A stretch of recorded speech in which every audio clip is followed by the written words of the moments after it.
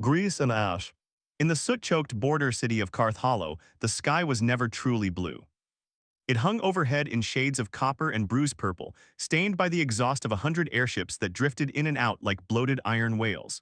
Their propellers churned the haze into spirals, and their boilers coughed steam that rolled across the rooftops before sinking into the narrow streets below. The city breathed smoke the way other places breathed wind. Karth Hollow had been built for war.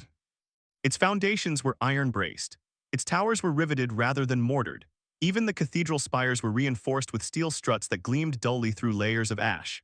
Along the outer walls, massive gearworks turned night and day, raising and lowering defense platforms that had not been used in 20 years, but were kept in working order all the same. Because above the city, beyond the reach of even its tallest smokestacks, stood the obsidian spire. The volcano had been dead long before Karth Hollow was founded, or so the old records claimed. Its slopes were black glass and jagged stone, carved by ancient fire into sweeping ribs that arched toward the sky like the skeleton of some colossal beast. And at its peak, where the mountains split into a natural crown of obsidian blades, there ruled the Dragon Queen. Her shadow touched the city even when her wings did not. Down in the industrial quarter, beneath a sagging tin awning patched with mismatched sheets of copper, Lysa Vale lay on her back atop a wooden creeper board, wedged beneath the belly of a steam hauler twice her height. The machine ticked irritably as it cooled. Oil dripped somewhere near her ear. She squinted upward at the maze of pipes and pistons above her, one hand braced against a gear housing while the other tightened a bolt with careful precision. Her fingers were small but strong, permanently smudged with grease that no amount of scrubbing ever seemed to remove entirely. A spark spat from a loose wire. She flinched, then grinned. "Temperamental thing, aren't you?" she muttered to the engine. The steam hauler, recently purchased by a grain merchant who had paid far too much for it, had decided halfway through unloading cargo that it no longer believed in forward motion. It had groaned, hissed, and then collapsed into mechanical sulking. Most mechanics would have blamed faulty casting or worn valves. Lysa preferred to think machines had moods. She wriggled farther under the chassis, dark braid dragging through soot, and tapped the pressure regulator twice with her wrench. "Try again," she called. A lever clanked above. There was a tense moment of silence. Then the engine roared to life with a triumphant chuff of steam. Lysa rolled out from beneath it in a graceful, oil-streaked slide, just as the merchant let out a startled cheer. From the doorway of the workshop, Bram Vale watched his daughter with folded arms and an expression that hovered somewhere between pride and worry. He was a broad man gone lean with age, shoulders still powerful but back slightly bent from decades of lifting iron. His beard was streaked with silver, his apron scorched in a dozen places. One sleeve of his shirt had been permanently darkened by oil that refused to wash out. "Show off," he grumbled, though his eyes were warm. Lysa pushed herself upright and swiped a hand across her forehead, leaving a darker streak across an already smudged face. "It wasn't the regulator," she said. "It was the secondary intake valve. It sticks when it overheats." The merchant stared at her, then at Bram. "She's right, you know. I had another mechanic look at it in high spindle, charged me 2 crowns and told me to replace the whole assembly." Bram snorted. "Whole assembly's fine, just needed patience." The merchant paid reluctantly but fairly and left with his now obedient machine. When the noise faded, the workshop settled back into its familiar symphony.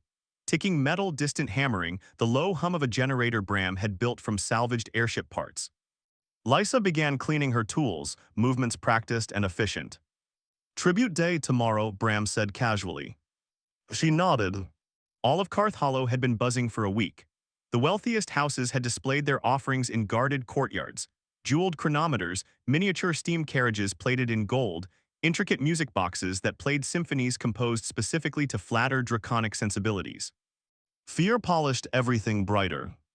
"They say the guildmaster commissioned a mechanical falcon," Bram went on. "Wings of hammered silver, eyes set with sapphires." Lysa made a small noise of acknowledgement.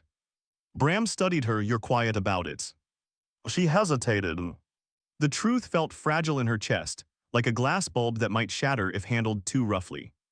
Instead of answering directly, she asked, "Does anyone know when her birthday is?" Bram blinked. "The Dragon Queen," Lysa clarified. He barked a laugh, sharp and incredulous. "You don't ask a dragon her age." "I didn't mean," she stopped, searching for words. "I just wondered if there's a day that's hers, not tribute day, not victory day, just hers." Bram leaned against the workbench, crossing his arms. Lysa, he said carefully, dragons don't think like we do. How do we know? He opened his mouth to answer and closed it again. The Ashen War had ended before Lysa was born. She knew it only through stories and the occasional scarred veteran who wandered through the workshop for repairs to prosthetic limbs. They spoke of a sky black with smoke and wings, of siege towers melting like candle wax, of a single red shape descending through fire as if it belonged there. The Dragon Queen had ended it in one night. One night? She had reduced 3 armies to retreating chaos and left the battlefield a plain of smoking glass. After that, the kingdoms had agreed to tribute. It was easier than rebuilding. She's a ruler, Bram said finally. Rulers don't have birthdays, they have coronations. Lysa didn't argue. But that night, when the workshop was shuttered and the lamps burned low, she found herself remembering the one time she had seen the Dragon Queen up close. It had been 2 years ago during an inspection flight. The shadow had passed first, a vast moving eclipse that sent workers scrambling indoors. Lysa had been on the roof adjusting a wind vane when the air grew suddenly hot. She had looked up. The Dragon Queen's wings had blotted out half the sky. They were not smooth like a bird's, but ridged and powerful, each membrane glowing faintly from within as if embers lived beneath the skin. Her scales were deep crimson, edged in black. Gold circled her horns like molten crowns. Terrifying. Magnificent. But what had stayed with Lysa was not the size nor the heat. It had been the way the Dragon Queen had looked down at the city. Not with hunger, not with rage, but with distance. As though she were separated from it by more than just altitude. As though she stood alone above the world. That memory returned to Lysa now as she sat at the small kitchen table behind the workshop, staring at a scrap of parchment where she had begun calculating measurements. Flour was scarce. The last shipment had been delayed by airship tariffs. Sugar was worse, imported from the southern marshlands and taxed into near luxury. She opened the cupboard and assessed her stores. Not enough. She would need to barter. The next morning, before the city fully woke, Lysa gathered a small pouch of brass fittings she had machined herself, precision pieces that machinists prized, and slipped them into her satchel. She walked through streets already hung with banners depicting the Dragon Queen's sigil, a stylized flame encircling a crown of horns. Vendors called out prices. Guards in polished breastplates marched toward the city square. Fear tasted metallic in the air. At the market, she approached old Mara, who sold flour from burlap sacks stacked like fortress walls. Mara squinted at her, "Veil girl, here for your father." "For myself," Lysa said, placing the brass fittings on the counter. Mara's brows rose as she picked one up, turning it between work-worn fingers. "Fine work. I know." A pause. Then Mara nodded and scooped flour into a cloth bag. Sugar required 2 more stops and nearly all her remaining coins. By the time she returned to the workshop, her satchel was lighter in metal and heavier in possibility. Bram noticed the flour immediately. He said nothing at first. He simply watched as Lysa tied on an apron and began measuring ingredients with meticulous care. "You planning to feed the whole city?" he asked eventually. "Just one person." He sighed, but he did not stop her. The kitchen was small and perpetually dusted with a fine layer of soot that no scrubbing ever entirely erased. Lysa cleaned a section of the table 3 times before she was satisfied. She mixed flour and sugar in a chipped ceramic bowl, added eggs from the neighbor's hens, and drizzled in honey she had been saving since midsummer. The batter came together thick and golden. She poured it into a round tin and slid it carefully into the oven Bram had converted from a salvaged furnace. As it baked, the workshop filled with a scent so warm and gentle that it felt almost rebellious against the city's usual smells of oil and iron. "Honey, sweetness, hope." Bram pretended not to notice how many times he wandered near the kitchen. When the cake emerged, it was slightly lopsided. Lysa frowned at it. "It's lining," she murmured. "So does half the city," Bram replied, still standing. She let it cool before spreading icing across the top, thin, painstaking layers she smoothed with the back of a spoon. With the tip of a narrow tool, she etched delicate patterns into the frosting, shaping overlapping arcs that mimicked dragon scales. Candied emberberries, small, bright red fruits preserved in syrup, were placed carefully along the edge like jewels. At the center, she pressed a single candle. She stepped back. It was imperfect. It was small. It was entirely inadequate by the standards of Tribute Day. And yet, it's not tribute, she whispered to herself. That night, the city barely slept. Carriages rolled toward the square bearing their offerings. Guards rehearsed formations. Musicians tuned instruments meant to accompany the presentation. Lysa wrapped the cake in the cleanest linen she owned and tied it securely with twine. Before dawn painted the smoke with pale light, she stood at the workshop door. Bram was already awake. He looked at the bundle in her hands. At her determined face. You know this could go poorly, he said. Oh yes. She might take offense. Oh yes. She might think it mockery. Lysa swallowed. Oh yes. Silence stretched between them, thick with unspoken fears. Then Bram reached out and adjusted the edge of the linen so it covered the cake more securely. Walk steady, he said gruffly. Don't run even if your legs tell you to. She nodded. And Lysa. She looked up. I'm proud of you, he said. Her throat tightened. Then she turned and stepped into the ash-streaked morning. The city was already gathering in the square, eyes fixed on the dark silhouette of the obsidian spire. Lysa did not join them. She walked past the crowd, past the banners, past the guarded gates, toward the mountain carved from ancient fire. Each step felt impossibly loud in her ears. But she did not turn back. Because somewhere above, in halls of molten stone and echoing flame, a queen who had ended wars would soon receive her yearly tribute. And for the first time in her long reign, someone was bringing her a birthday cake. The girl before the flames. The molten hall of the Dragon Queen had not been built. It had been carved, not by chisel or hammer but by claw and fire. The heart of the obsidian spire was a cathedral of black glass and living heat, its vaulted ceiling lost in shadow where smoke coiled in slow, thoughtful spirals. The walls bore striations of ancient lava flows, hardened into rippling waves that caught and fractured the glow of molten rivers running in controlled channels across the floor. Those rivers pulsed like veins, bright orange and gold, illuminating the vast chamber with a restless, breathing light. At the far end rose a throne shaped not from added stone, but from what had been left behind. A jagged crescent of obsidian jutted upward like a frozen explosion, its edges sharp enough to cut steel. It was upon this natural dais that the Dragon Queen rested. Her wings were partially unfurled behind her, membranes arching high and wide, casting layered shadows across the chamber. The inner webbing shimmered faintly with internal heat, as though embers lay beneath translucent crimson silk. Each slow inhale caused the air to warp and shimmer, heat rippling outward in visible waves. Her scales were a deeper red than any banner flown below in Karth Hollow. They were not uniform, they bore scars, darker ridges where weapons had once struck and failed. Gold adorned her horns, poured molten and shaped while still glowing, forming a crown that no mortal smith could have crafted without losing both hands and courage. She was vast. She was still.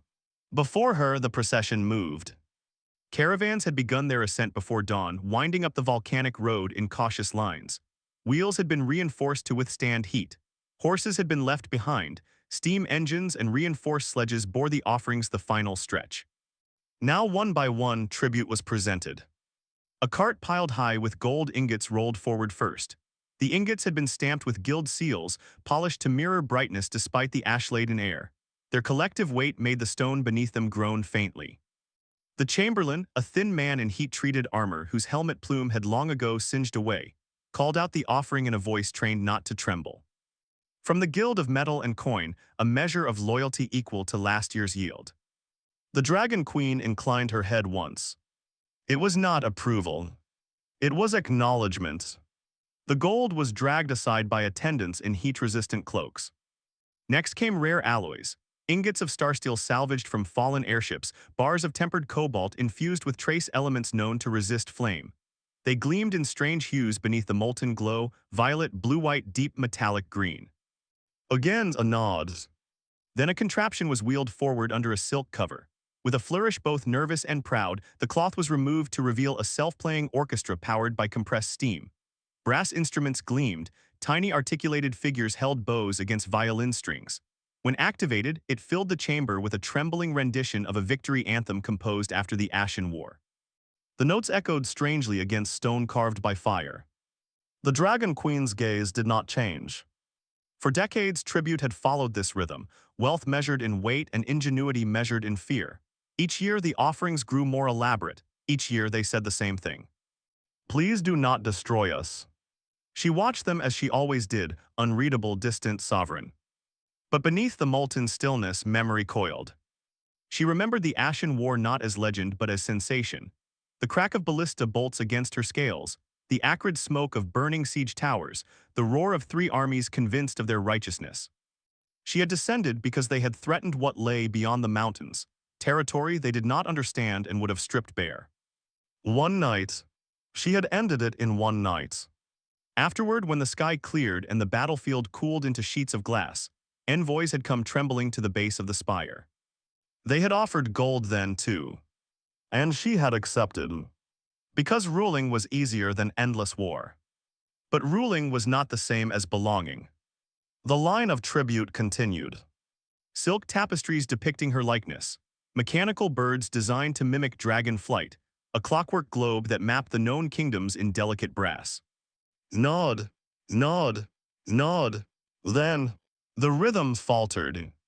It was subtle at first, a hitch in the procession, a murmur that traveled like a crack through ice. The chamberlain's voice wavered. A small figure had stepped out of order. She did not ride a reinforced cart, she did not wear guild colors, she carried no gleaming marvel raised on velvet cushions. She wore soot-streaked boots. An oil-stained dress. Her dark braid had been tied back hastily, though a few strands had escaped and clung to her temples in the oppressive heat. She clutched a linen-wrapped bundle to her chest, as though it were both shield and offering. The guards shifted. Spears angled slightly downward, not in attack but in warning. The chamberlain cleared his throat. State your offering, he boomed, though his eyes flicked nervously toward the throne. The girl swallowed. It's not tribute. The words landed like a dropped blade. A ripple of horror spread through the gathered merchants and guild representatives. Faces drained of color. Someone whispered a prayer under their breath. Not tribute. In this hall. Before her. High above them all, the Dragon Queen's molten eyes narrowed. Not in anger. In curiosity. The heat in the chamber sharpened, not flaring but focusing. Then why, she asked, her voice rolling outward like distant thunder across a storm plain, do you stand before me, little mortal? The girl did not flee. Though her hands trembled, she stepped forward until she stood at the very edge of the molten channels. The heat there was intense enough to blister unprotected skin. Sweat beaded along her brow, tracing paths through soot. She knelt, not prostrating herself in terror, but bowing with awkward respect. Her movements were not rehearsed. They were honest. She set the bundle carefully upon the black stone and unfolded the linen. The scent reached the throne before the sight did.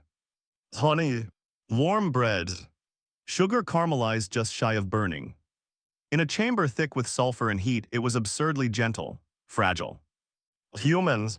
A small cake sat upon the cloth, slightly lopsided, icing etched in delicate overlapping arcs. Red berries glistened along its edge like tiny jewels. At its center stood a single candle. The Dragon Queen stared. It's a cake, the girl said, voice quavering but steadying with each word as if conviction built itself from within her. For your birthday, or whatever day you'd like it to be. Silence fell so completely that even the lava seemed to hush. The word hung in the air. Birthday. It was not a term spoken in this hall. Coronations. Conquest. Tribute. These were the words that belonged here. Birthday felt small. Soft. At my birthday, the Dragon Queen repeated. The word tasted strange. Ancient and unfamiliar. Yes, Your Majesty, the girl said. She lifted her chin despite the heat, despite the hundreds of eyes on her. I heard everyone brings you things because they're afraid, she continued. I thought maybe no one brings you something because they care. A tremor not of rage but of something far less contained moved through the Dragon Queen's immense frame. Care. For centuries she had been a weapon others pointed. A deterrent. A sovereign forged by necessity. She remembered hatching alone in volcanic fire, the egg cracking not beneath a mother's watchful gaze but under the pressure of Earth's heat. She had emerged into flame and stone, instincts fully formed and companionship absent. Other dragons had come later, rivals, challengers, creatures driven by dominance rather than kinship. She had defeated them. She had claimed the mountains. She had carved her hall. She had accepted tribute because it ensured stability. But she did not remember being celebrated. Not for existing. Not for surviving. Not for bearing the weight of peace. She leaned forward. The movement alone made several nobles flinch backward. But the heat did not spike. The lava did not surge. Instead, something impossible happened. Her colossal form began to contract. Scales folded inward, overlapping more tightly as her body diminished. Wings drew close, shrinking, reshaping. Horns remained, but reduced to elegant arcs that crowned a tall figure rather than a mountain of muscle and flame. Where the Dragon Queen had loomed, now knelt a woman. Tall, crimson-haired, though strands shimmered like molten threads. Her skin held a faint ember glow beneath it, as if lit from within. Horns curved back from her temples, and her eyes remained the same molten gold, but now they were level with the girl's kneeling form. Heat still radiated from her, but it no longer threatened to melt stone. The court gasped. The Dragon Queen, no. The woman who was the Dragon Queen stepped down from the obsidian throne and crossed the distance between them. She knelt before the cake. Up close, she could see the imperfections. The slight tilt where batter had risen unevenly. The careful etchings in the icing, made not by a master confectioner but by steady, determined hands. No one, she whispered, and her voice was no longer thunder but trembling flame, has ever brought me something without wanting something in return. The girl's dark eyes met hers. There was fear there. But stronger than fear was something else. Conviction. You don't have to give me anything, she said quickly. I just thought everyone deserves one day that's theirs. The Dragon Queen looked at the candle. Such a small flame. It flickered bravely despite the oppressive heat of the hall. Dragons measured time differently, in centuries, in eruptions, in wars. Humans measured it in years. In birthdays. She realized with a strange hollow ache that she did not know how many years she had lived. They had blurred into reign and responsibility. The girl reached forward, hands shaking only slightly now, and held the cake up a little higher. Make a wish, she said. The absurdity of it struck the court like a physical blow. Make a wish. As though she were not the most powerful being in the region. As though she could want something she did not already have the strength to take. But that was precisely the point. Wishes were not taken. They were hoped. The Dragon Queen cupped her hands around the candle. Her fingers were elegant, claw-tipped but careful. Heat shimmered between her palms. For a heartbeat, she hesitated. What would she wish for? More territory. Already secure. More wealth. Meaningless. More power. She had enough to terrify kingdoms.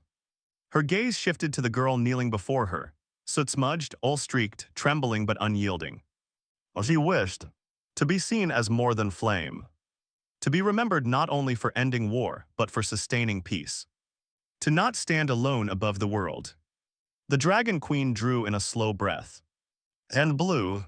The tiny flame vanished in a curl of smoke. The scent of extinguished wick mingled with honey. For a moment, nothing moved.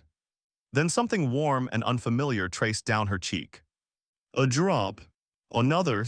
They fell, glowing faintly as they struck the obsidian floor, droplets like liquid ruby against black stone. Gasps rippled through the hall. The Dragon Queen was weeping. Not in fury. Not in pains. But in something far more vulnerable. The girl blinked in startled concern. I didn't mean to upset you, she said quickly. You did not, the Dragon Queen replied, her voice unsteady in a way no one present had ever heard. She reached forward slowly so the girl would not recoil, and rested two claw-tipped fingers lightly against the cake's edge. Careful. Reverent. I do not know the day of my hatching, she admitted softly. It was long ago, there was no one there to mark it. The confession hung in the air, raw and astonishing. The girl hesitated only a second. Then today can be it, she said. Simple. Certain. The Dragon Queen let out something that might have been a laugh, though it wavered at the edges. Today, she echoed. Behind them, the court remained frozen, caught between disbelief and dawning comprehension. The most powerful being they knew had been given something no army had ever offered her. Not gold, not allegiance, but acknowledgement. The Dragon Queen lifted a small piece of the cake. The icing smudged slightly against her warm fingers. She tasted it. Honey bloomed across her tongue, sweet, imperfect, real. Her eyes closed. For a moment, she was not a weapon. Not a ruler. Not a living legend. She was simply a being who had been remembered. When she opened her eyes again, they were bright, not with molten threat but with something gentler. "What is your name, little mortal?" she asked. "Lysa," the girl replied, "Lysa Vale." "Lysa Vale," the Dragon Queen repeated, committing it to memory as she had once memorized battle formations. A name given freely. A gift without condition. Around them, the molten hall seemed less oppressive. The rivers of lava glowed not like veins of fury, but like hearthlight. And though the court would speak of this day in hushed astonishment for years to come, what would endure longest was not the spectacle, but the image of a soot-streaked mechanic's daughter kneeling before living flame. And a dragon queen who had finally been given a birthday. A different kind of fires. The court did not burn that day. No molten wave surged across the obsidian floor. No roar split the vaulted ceiling. No ash fell like black snow upon the kneeling merchants who had come prepared to grovel and flee. Instead, they watched their queen taste honey cake, with the fragile wonder of someone discovering sweetness for the first time. The Dragon Queen, still in her diminished, mortal-shaped form, held the small slice as though it were a relic unearthed from some forgotten age. Icing clung imperfectly to her fingers. A smear of honey glossed the edge of her thumb. She studied it before taking another bite, as if attempting to understand how something so simple could exist in a hall carved by fire and fear. "It is imperfect," she said softly. The words struck Lysa like a dropped wrench. Her shoulders tensed. "It is perfect," the queen corrected gently. Her lips curved, not into the predatory baring of fangs that had sent armies scattering, but into something tentative, almost shy. "Because it was not forged in fear." The distinction settled over the hall more heavily than any decree. Not forged in fear. The merchants shifted uneasily, their jeweled tributes gleaming uselessly in the molten light. For the first time, some of them seemed to truly see the piles of gold at their feet, not as protection but as confession. The Dragon Queen turned her gaze toward them, not blazing, not accusing, simply present. "For years," she said, rising slowly to her full mortal height, "you have brought me proof of your terror." Her voice carried easily, even without the thunder of her draconic form. "You feared my wrath, you feared my power, you feared my memory of war. Silence held. And so you offered me wealth to keep that fear from becoming flame." Her eyes drifted back to Lysa. "This," she said, gesturing lightly to the cake, "is the first gift I have received that asked nothing of me." A murmur rippled through the chamber, confusion, dawning realization, discomfort. The Dragon Queen stepped back toward her throne, though she did not yet resume her larger form. Instead, she faced her court as a figure closer to their scale. "Tribute will continue," she said evenly. Several merchants visibly exhaled, "but it will change." Heads snapped upward. "I have no need of more gold," she continued. "The mountain does not spend coin, nor do I hunger for endless ornaments." Her gaze sharpened not with heat but with clarity. "If you would bring me offerings, bring me what you are capable of at your best, not what you assemble in panic." The chamberlain swallowed. "Your Majesty, your meaning." "Invent," she said. "Compose, build, paint, craft not from terror but from ambition." She paused, then added, "Bring me creations that make you proud." The words landed like sparks in dry tinder. Some faces lit with cautious hope. Others tightened in uncertainty. The Dragon Queen's attention shifted once more to Lysa, who remained kneeling, stunned by the unfolding consequences of her small act. "Rise, Lysa Vale." Lysa stood on unsteady legs. "You have given me a day," the queen said quietly. "I will give you one in return." The hall held its breath. "You may ask one boon of me freely." The offer echoed with immense weight. A boon from a dragon sovereign was no small thing. Lysa blinked. She had not come for reward. The idea of asking for something now felt strangely wrong, like attaching a price tag to a gift. She thought of her father, of the workshop roof that leaked when it rained, of unpaid guild fees, of machinery they could not afford to replace. She hesitated. Then she shook her head. "I don't need anything," she said softly. The court gasped again. The Dragon Queen tilted her head. "Nothing," she prompted. Lysa drew a slow breath. "If you're going to change tribute, maybe make it so smaller workshops can contribute too," she said carefully. "Not just the big guilds, there are people in the lower districts who build amazing things, they just don't have gold to back them." A different murmur this time, one threaded with indignation from certain richly dressed figures. The Dragon Queen's eyes flicked toward them. "Consider it done," she said. The matter settled as simply as that. Word spread across Karth Hollow before sunset. Not through proclamations at first, but through whispers racing faster than any airship. The Dragon Queen had wept. But she had not wept in rage. She had wept because a mechanic's daughter believed she deserved a birthday. The story changed in every retelling. Some swore the tears had crystallized into rubies upon the stone. Others claimed the lava itself had dimmed in reverence.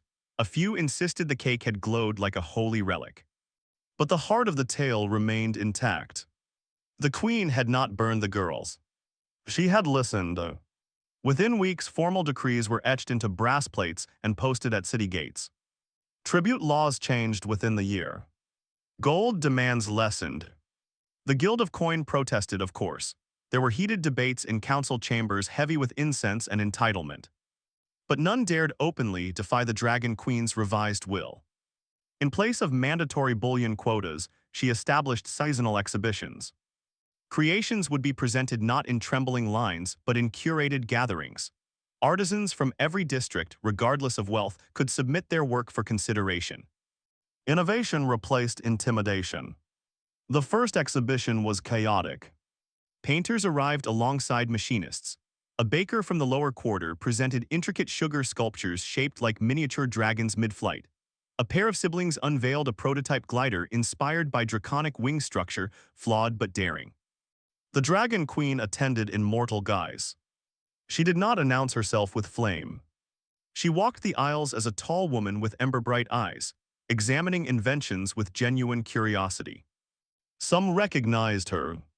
Many did not. It became difficult over time to remember that she had once been known only as a living catastrophe. She visited the city more frequently. Not always in grand procession. Sometimes she appeared at dusk, walking through markets cloaked in a simple crimson mantle. Children stared at her horns with wide-eyed fascination rather than terror. And she returned often to a certain workshop heavy with the scent of oil and warm bread. The first time she stepped beneath its patched tin awning, Bram Vale nearly dropped a gear assembly on his own foot. He had heard the rumors, of course. But rumors did not prepare a man for finding the Dragon Queen examining his tool rack with interest. "Your soldering iron is poorly balanced," she remarked conversationally. Bram stared. "Yes, Your Majesty." She glanced at him. "Call me what you wish in public," she said. "Here I am simply curious." Lysa emerged from beneath a work table, wiping grease from her hands, and froze. The queen smiled faintly. "I have come to see how my birthday baker fares." From that day forward, the workshop became an unlikely meeting place between flame and forge. The Dragon Queen possessed knowledge no human engineer could replicate: intimate understanding of heat, stress tolerances, material fatigue under extreme temperatures. Lysa absorbed it eagerly. Under that guidance, she began experimenting with alloys designed not merely to survive heat, but to harmonize with it. She blended copper with trace volcanic minerals gathered from the lower slopes of the spire. She adjusted carbon ratios in steel to reduce brittleness under rapid thermal expansion. Failures were frequent. Explosions small. But progress undeniable. Years passed. Lysa grew from soot-streaked girl into confident engineer. Her hands bore more scars but also more precision. Her designs expanded from repair work to original schematics, modular engine cores capable of operating safely in proximity to draconic heat. Collaborations emerged. Dragons, lesser kin who dwelled beyond the spire, began cautiously interacting with human builders. Platforms reinforced with Lysa's alloys allowed shared construction projects along the volcanic ridges. The obsidian spire itself transformed. What had once been solely fortress became workshop and archive. Chambers previously reserved for treasure storage were repurposed into design halls where human and dragon artisans exchanged techniques. Bram's business flourished beyond anything he had imagined. Not because of royal favor, though that helped, but because innovation spread. The city of Karth Hollow shifted subtly, then profoundly. Fear no longer fueled every endeavor. Ambition did. Not reckless ambition. Creative ambition. There were setbacks. Traditionalists grumbled that dragons should remain distant. Some guild leaders resented losing exclusive influence over tribute proceedings. But prosperity proved persuasive. Airship hulls reinforced with dragon-informed alloys suffered fewer catastrophic failures. Heat-resistant components opened new industrial possibilities. And at the heart of it all was a tradition born of a single small act. Each year on the day the Dragon Queen chose as her birthday, the Molten Hall was prepared not for tribute, but for celebration. The first anniversary had been awkward. Lysa had worried the gesture might feel forced when repeated. She needn't have. The Dragon Queen remembered the date precisely. Not the date of her hatching, that remained unknown. But the date a soot-streaked girl had knelt before her with a cake and unguarded sincerity.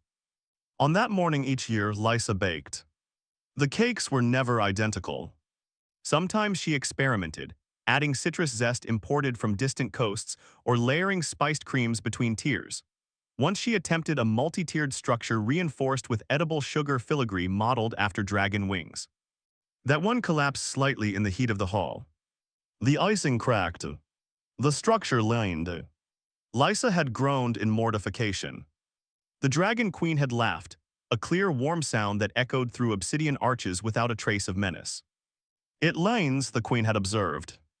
So does half the city, Lysa had muttered, echoing her father's long-ago reassurance. The Queen had smiled knowingly. The tradition expanded quietly. Artisans began contributing small tokens to accompany the cake, not as tribute, but as participation. A musician composed a gentle melody played annually during the candle lighting. A glassblower crafted delicate flame-shaped ornaments that caught and refracted the molten glow. The celebration remained intimate by royal standards. No grand feasts. No roaring displays of power. Just a gathering of those who understood what the day represented. On one such anniversary, years after the first cake, the Dragon Queen resumed her full draconic form for the occasion. Her wings unfurled across the chamber in majestic arcs. Lava reflected off her scales like liquid sunrise. Before her, upon a stone table specially designed to withstand both heat and ceremony, stood the cake. Slightly crooked. Icing imperfect. Candle flickering bravely. Lysa, no longer a child but not yet old, stood beside it, flour dusting her sleeve. Ready, she asked. The Dragon Queen lowered her great head until molten eyes aligned with the tiny flame. Yes, she said softly. The hall stilled. Even the lava seemed to flow more quietly. The candle flame trembled, not from fear but from the currents of heat surrounding it. The Dragon Queen closed her eyes. Each year she made the same wish. Not for more powers, not for dominions, but for remembrance. That she would always remember the day a small human girl had looked at a monster and decided she was worth celebrating. She exhaled gently. The flame vanished. Applause, soft, sincere, filled the chamber. Not thunderous, not obligatory. Human hands and dragon claws striking stone in shared acknowledgement. Afterward, as slices were distributed and laughter echoed against volcanic walls, the Dragon Queen leaned toward Lysa. You have changed more than you realize, she said quietly. Lysa shook her head. You chose to change, she replied. The Queen considered that. Perhaps, but it had taken a different kind of fire to ignite it. Not the kind that melts armies. Not the kind that scars battlefields into glass. But the kind that flickers in a single candle held out by trembling hands. A fire fueled not by fear, but by kindness. And that she had learned was far rarer.